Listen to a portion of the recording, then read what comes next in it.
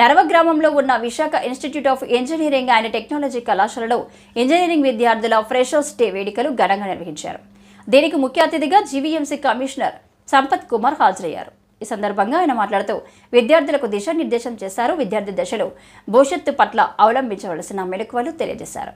ప్రతి విద్యార్థి గెలుపు వచ్చిందని గర్వపడకుండా మనసుని అదుపు చేసుకోవాలని, అలాగే ఓటమిలో నిరాశ చెందకూడదని విద్యార్థులకు సూచనప్రాయంగా తెలియజేస్తూ భరోసా నింపేందుకు ఆయనకే విషయాలు తెలియజేశారు.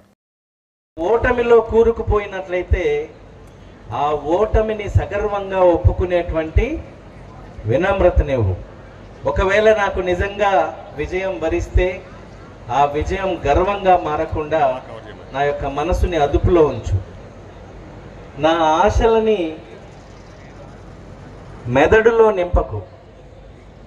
అవి నెరవేరేటువంటి ఆలోచనల్ని మెదడులో నింపి నా ఆశలని నా హృదయంలో నింపు. నా జీవితాన్ని పూలపాన్పు చేయకు. ముళ్ళ తాలూకు కాఠిన్యం తెలిసాక పూల తాలూకు మెత్తదనాన్ని నాకు పరిచయం చేయి. నా పేరు భార్గవ్ అండి, HR of Visakha engineering and technology. ఈరోజు ఫ్రెషర్స్ డే జరిగింది అండ్ టీమ్ వచ్చారు కోరా.